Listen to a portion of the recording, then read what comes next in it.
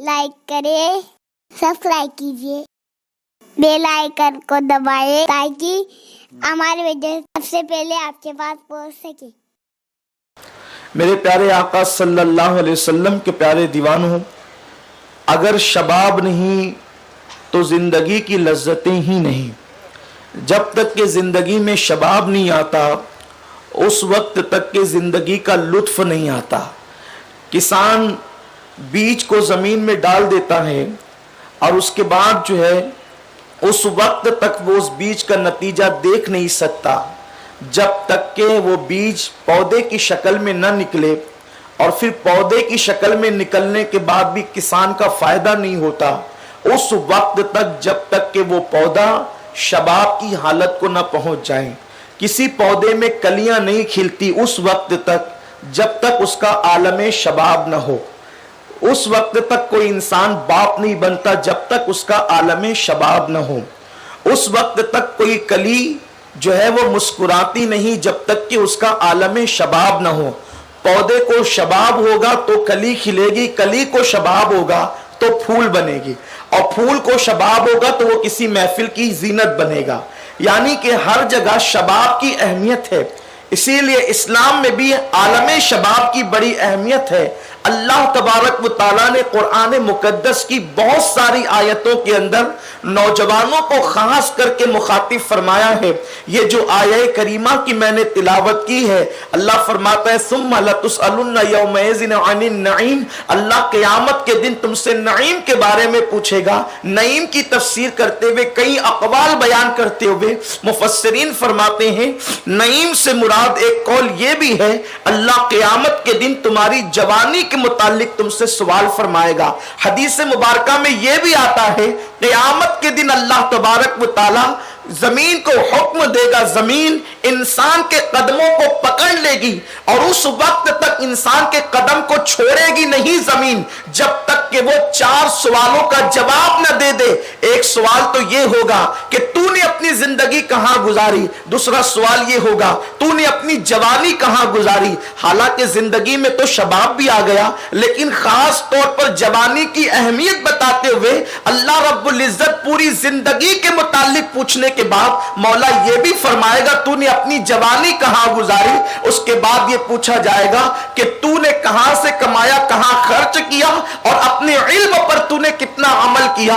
जब तक कि ये 4 सवालों के जवाब कोई इंसान नहीं दे देगा उस वक्त तक के जमीन उसके कदम को नहीं छोड़ेगी। मेरे प्यारे आका सल्लल्लाहु अलैहि वसल्लम के प्यारे दीवानों, अल्लाह के हबीब सल्लल्लाहु अलैहि वसल्लम फरमाते हैं अगर सुबह को कोई जवान इबादत करता है तो उस बूढ़े पर उसकी फजीलत ऐसे हो जाती है जैसे कि मुरसलीन को अल्लाह ने अवाम पर फजीलत अता फरमाई है।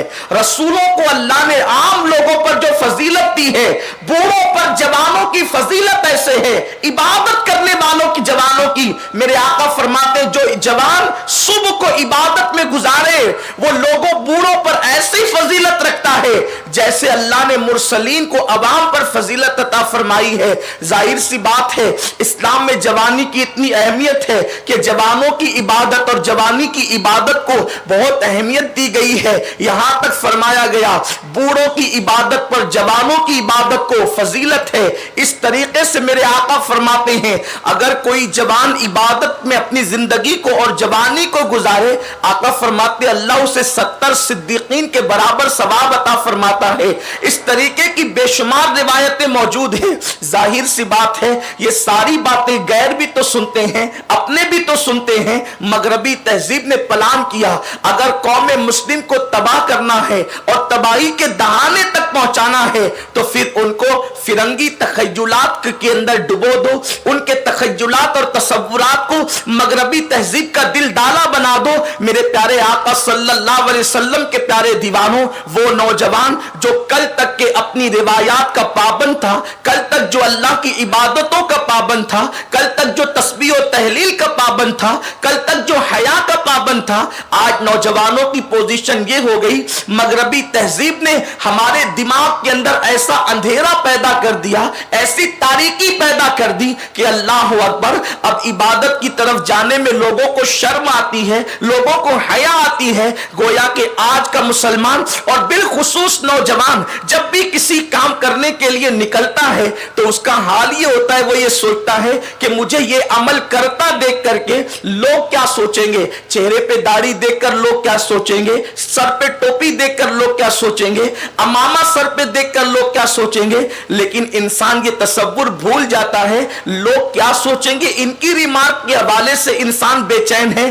قبر میں لوگ تیرے ساتھ نہیں آئیں گے, قبر میں تو تجھے اکیلے جانا ہے. میرے پیارے آقا صلی اللہ علیہ وسلم کے پیارے دیوانوں, چاروں طرف سے مغربی تہذیب نے, مغربی یلغار نے مسلم نوجوانوں کو گھیر لیا ہے.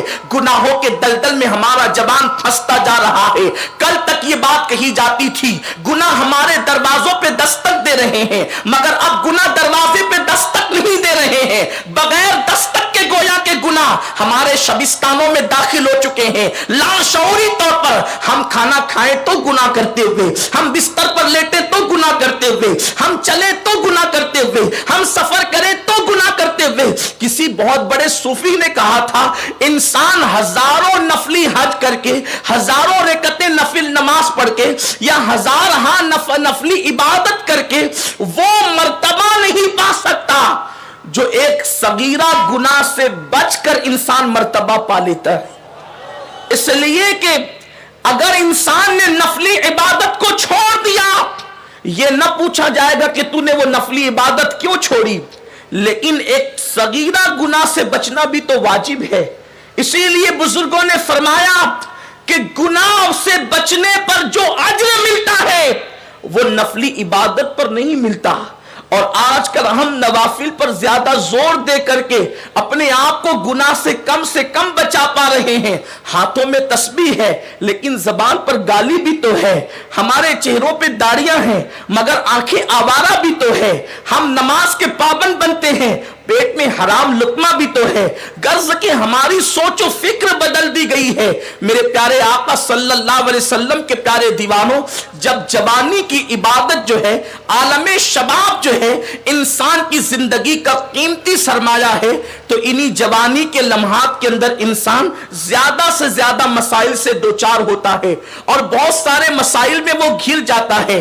میں سرسری طور پہ جتنا وقت میرے پاس ہے اس وقت میں اللہ برکت دے اور اتنے ٹائم میں چند جوانوں کے مسائل اور ان کا حل پیش کرنے کی سعادت حاصل کروں گا. یہ حل میں اپنی طرف سے نہیں بلکہ اپنے بزرگوں کی رہنمائی کی بنیاد پہ پیش کرنا چاہتا ہوں. میرے پیارے آقا صلی اللہ علیہ وسلم کے پیارے دیوانوں, جب کوئی بندہ جوانی کی دہلیز پر قدم رکھتا ہے تو اس کے لیے سب سے پہلا مسئلہ یہ آتا ہے کہ وہ دوستی کس سے کرے, وہ کس کو اپنا دوست بنائے. یہاں پر انسان بہت بڑی گھاٹی کے اندر جا کر کے گر پڑتا ہے.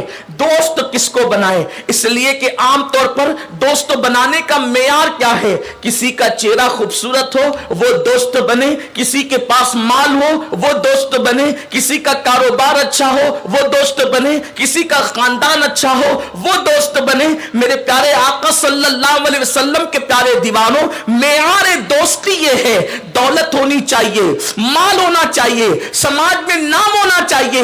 اس طریقے سے انسان دوست تلاش کرتا ہے. اور اکثر آج تو دوستی کا معیار یہ ہے کہ جہاں پر دولت ہوگی وہاں لوگ زیادہ دوستی بنانے کی کوشش کرتے ہیں تاکہ برے وقت میں یہ دوست میرے ساتھ آ سکے, میرے کام آ سکے. مگر یاد رکھیں ہم دوست بنانے کی کوشش تو کرتے ہیں مگر اسلامی قانون کے مطابق ہم دوست نہیں بناتے. نتیجہ یہ ہوتا ہے کہ دوست جو ہے وہ معاذ اللہ کبھی ہمیں دھوکہ دے دیتے ہیں, کبھی ساتھ چھوڑ دیتے ہیں, کبھی اللہ اکبر دوست ہی دشمن بن جاتے ہیں, کبھی دوست ہی بگاڑ کا ذریعہ بن جاتے ہیں, کبھی دوست ہی اللہ اکبر زنا کے اڈے, شراب کے اڈوں تک لے جانے کا ذریعہ بن جاتے ہیں, کبھی دوست ہی تاش کے پتے اور جوا تک لے جانے کا ذریعہ بن جاتے ہیں.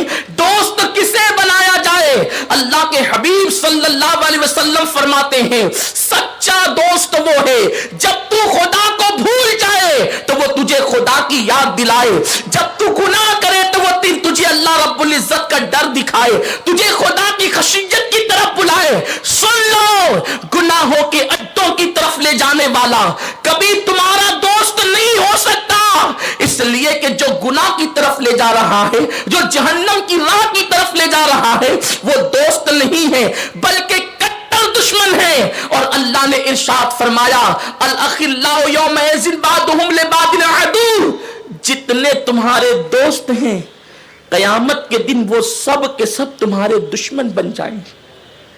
وہ دوست جو تمہیں لڑکیوں کی محبت کے حوالے سے ابھارتے ہوں، وہ دوست جو تمہیں زنا کے اڈوں تک لے جاتے ہیں، وہ دوست جو تمہیں اپنی قسمیں دے دے کر کے شراب پلاتے ہو، وہ کبھی دوست نہیں ہو سکتے.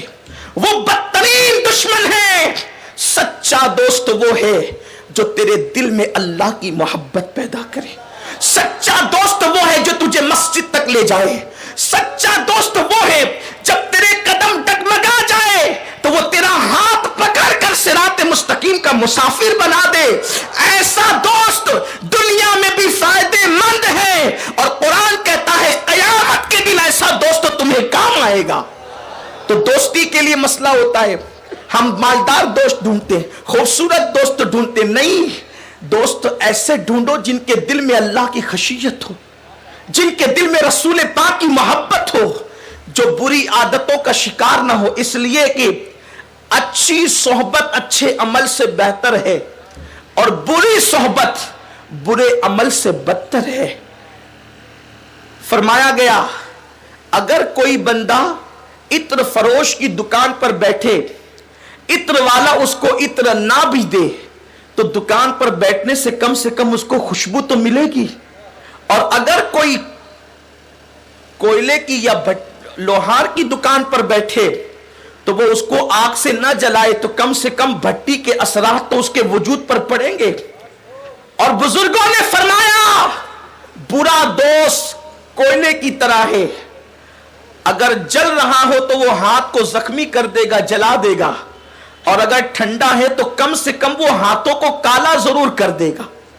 یہی کیفیت ہے اچھے برے دوستوں کی. لیکن آج دوستی کا حال کیا ہے؟ مفاد پرستی ہے دوستی، محبتیں ختم ہو گئی.